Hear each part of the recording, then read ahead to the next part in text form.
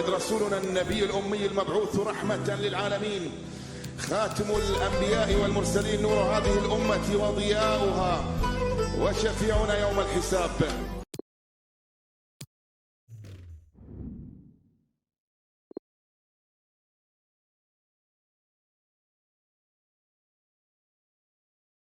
بعد ضمان التأهل إلى أدوار خروج المغلوب، العيون على صدارة المجموعة من أجل قرعة أسهل في الدور القادم. سنكون مع حضراتكم مباشرة بعد قليل.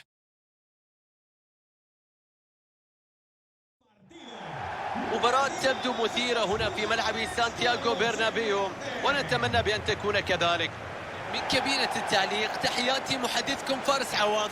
مباراة اليوم تأتيكم ضمن دور المجموعات لدوري أبطال أوروبا، مباراة تبدو بأنها ستكون مثيرة. أكيد أصحاب الأرض يرغبون في إهداء جماهيرهم صدارة المجموعة بعد مباراة اليوم والاحتفال معهم.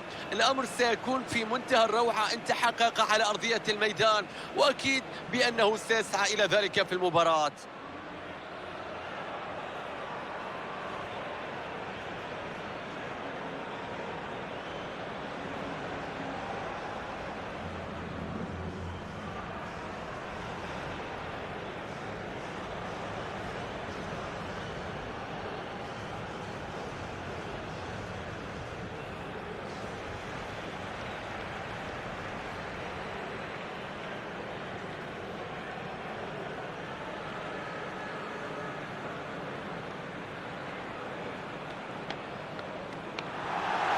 تشكيلة ريال مدريد الآن أمام حضراتكم. في المرمى يتواجد كورتوا، توني كروس يبدأ مع كاسيميرو في خط الوسط، وفي الأمام يتواجد كريم بنزيما.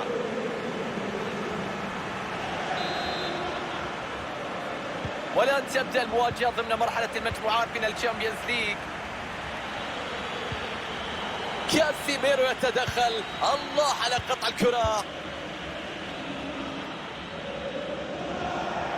نستأنف اللعب الآن مع رمية التماس.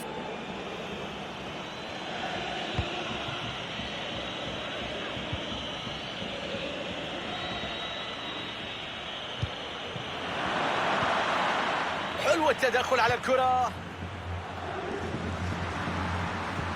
هجمة مع ريال مدريد، المساحة أمامه لإرسال كرة عرضية، ينقذها حارس المرمى لكن ما زالت خطيرة.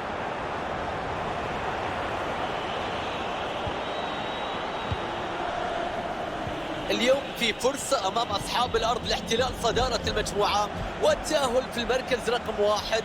على الفريق استغلال عامل الأرض والجمهور بشكل جيد. الفوز راح يضمن للفريق مسألة الصدارة، وبالتالي راح يخوض مباراة أسهل في الدور القادم من المسابقة.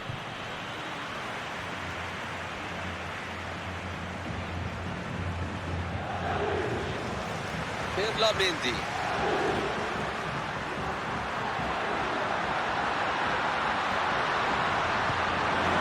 كريم بنزيما، تدخل مثالي من الدفاع، تشتيت الكرة بعيدا عن المنطقة، تشتيت سيء للكرة في هذا المكان. يا سلام الله على المرور، ضغط ناجح في الأمام.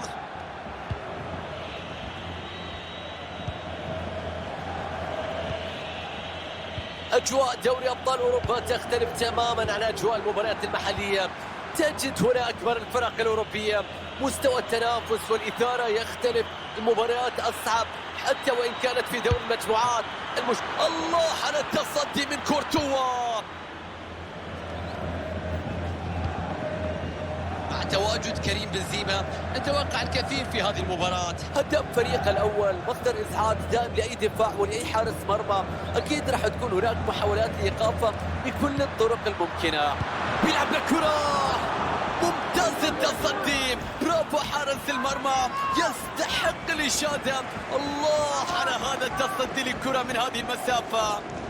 إعادة اللقطة باستخدام تقنية خط المرمى توضح أن الكرة بعيدة عن المرمى، لم تتجاوز الخط. قرار سليم من حكم المباراة.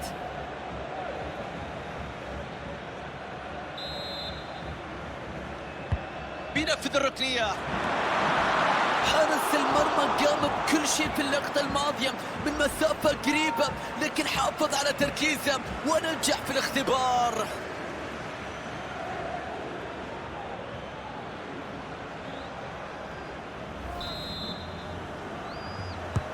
ضربة ركنية ترسل في وسط منطقة الجزاء.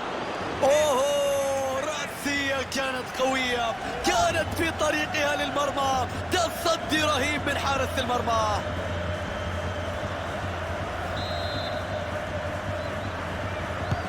بيلعب الكرة إلى منتصف ال 18 والهدف يأتي. الضغط مستمر، الإصرار على الهجوم. أخيرا الكرة في المرمى، هدف مستحق. مجهود كبير من الفريق حتى الآن في هذا اللقاء. نشوف الهدف من جديد. ركنية أرسلت إلى القائم البعيد وبرأسية مثالية حقا في المرمى، ولم يعطي حارس المرمى أي مجال. شوف ردة فعل المدرب، شوف تأثير الهدف الآن اللي تقدم من خلال الفريق، شوف السعادة الواضحة جدا. هدف أول في المباراة، تقدم الآن بهدف مقابل لا شيء. كرة بتنقطع الآن من كارفاخال.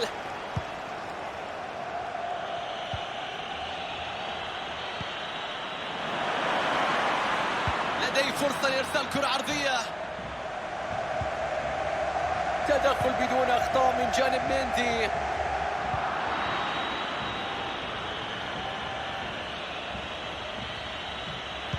عرضية بيوقف ألابا.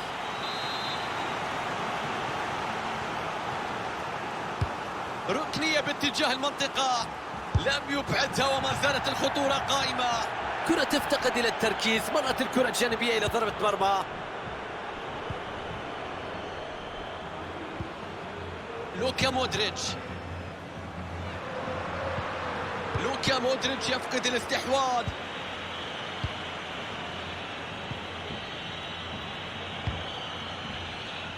الكرة تقترب من دفاعات الخصم. كرة بترسل بالعرض.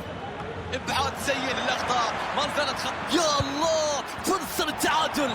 كم فرصة هدف في التعادل في اللقطة الماضية. انفراد بيضيع. شوف اللقطة، شوف اللعبة، فرصة ذهبية للعودة في المباراة. وصلت إلى مندي.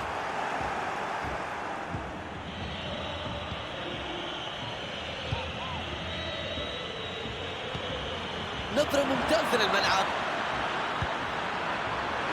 كرة بتتشتت، كرة بتتخلص في الوقت المناسب. كان ممكن يكون فيها كلام ثاني في اللقطة الماضية.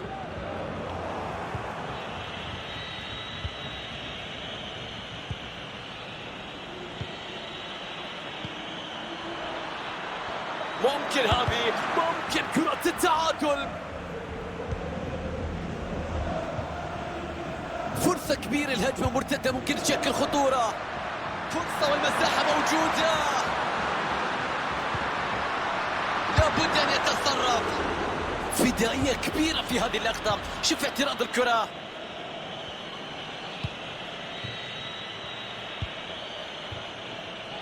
بينية لكن أقوى من اللازم في طريقها لحارس المرمى. دقيقة واحدة كوقت بديل في المباراة. شوط أول ينتهي والفريق في موقف يحسم من خلال صدارته.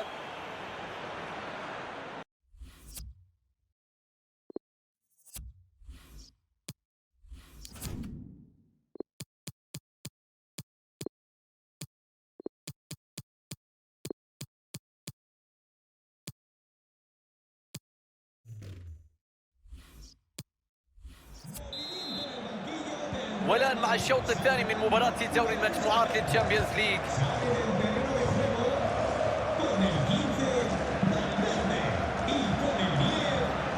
توني كروس، كامافينجا، ملعوبة إلى كروس. ريال مدريد الآن يقوم بعمل في منتهى الجمال في تمرير الكرات. فرصة أمام فينيسيوس في المرمى. الله على الروعة، هدف آخر يوسع الفارق لهدفين. تقدم مستحق في النتيجة. نتابع الهدف من بدايته من المرور من المدافع، وبكل قوة تأتي التسديدة هنا. حلوة هذه الكرة ولا يمكن إيقافها من هذه المسافة.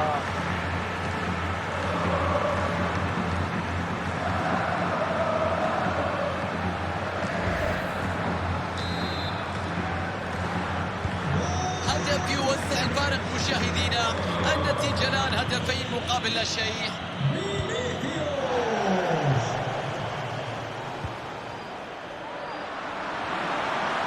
بنزيما يا رب، هدف للريال.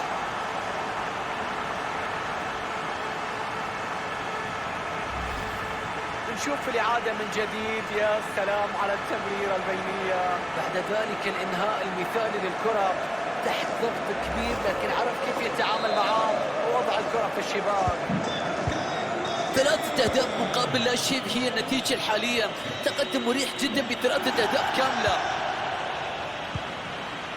الكرة لا تمر. الله على الهروب، شوف كيف مر من الدفاع.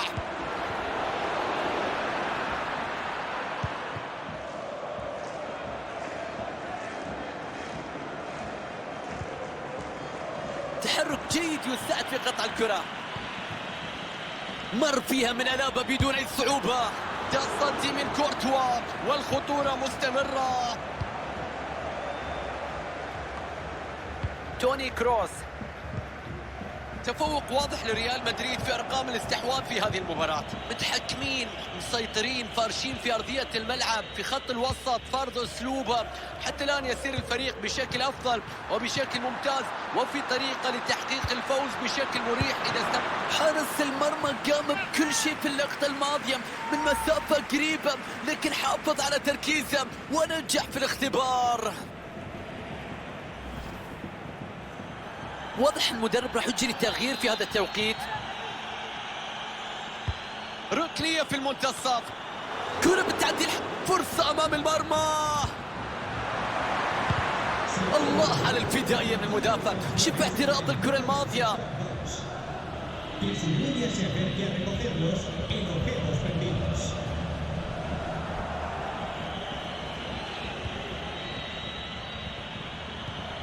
كرة بتنقطع بعد تحرك جيد من اللاعب. كريم بنزيما، فرصة أمام رودريجو. يا رباه يا أخي، أنت كيف تلعب، كيف تفكر، كيف تقرر، كيف تسجل، كيف تشوف.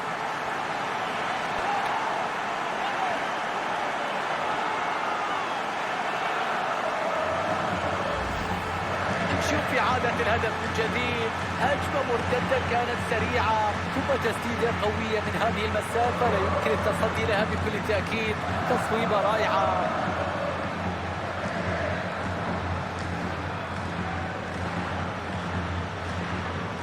سعادة كبيرة على وجه المدرب اللي يشاهد الآن اللاعبين يسيطرون على مجريات المباراة بالطول والعرض. رباعية نظيفة، واضح أن المباراة تسير في اتجاه واحد.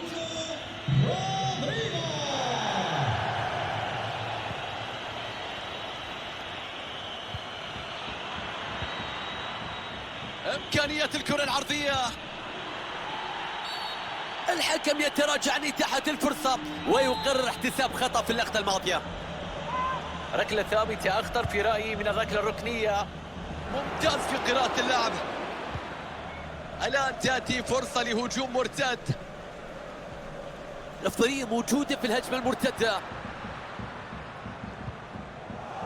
لكن ضاعت المحاولة. كان ممكن تشكل خطورة أكبر على المرمى. كرة بتضيع وتنتقل للفريق الآخر. كرة بتصبح في سيطرة الفريق المنافس. ربع ساعة تفصلنا عن نهاية اللقاء. يا لعيب، شوف كيف يتخلص، يا فنان، متعني. واضح أن قادم اللحظات ممكن نشاهد تغيير من جانب المدرب. بيلعب الكرة إلى منتصف ال18.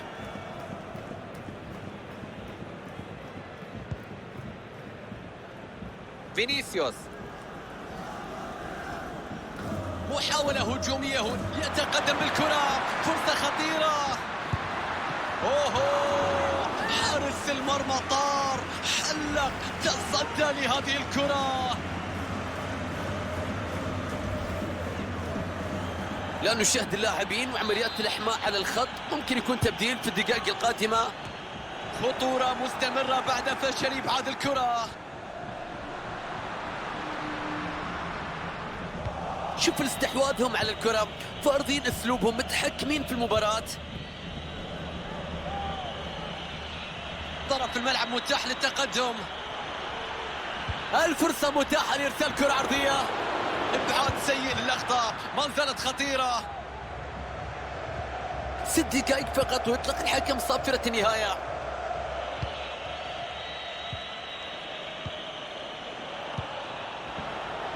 بيلعبها في مكان رائع كورتوا في ردة الفعل الكبيرة.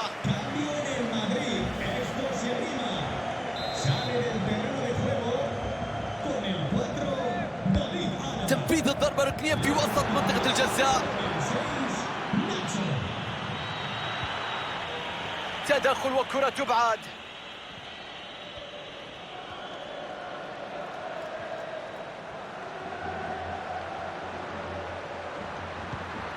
توني كروس يفتقد الكرة. حسب تقدير الحكم 3 دقائق أخرى كوقت إضافي. الآن ممكن يلعب لك كرة عرضية.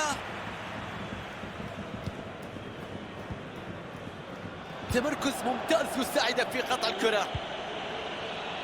بيعدي وبيمر بالكرة. ممتاز كورتوا، تصدي استثنائي، فرصة كانت خطيرة جدا. ركنية تنفذ في منتصف ال 18. وهذه هي صافرة نهاية المباراة تأتي لتعلن عن فوز لأصحاب الأرض. مباراة كبيرة من اللاعبين، تفوقوا في الملعب، صافرة النهاية، كانت الحد والنتيجة تعبر عما قدموه. لعب واحدة من أفضل مبارياته، بالتأكيد راح يظل يتذكر هالمباراة واللي قدمه واللي سواه في أرضية الملعب.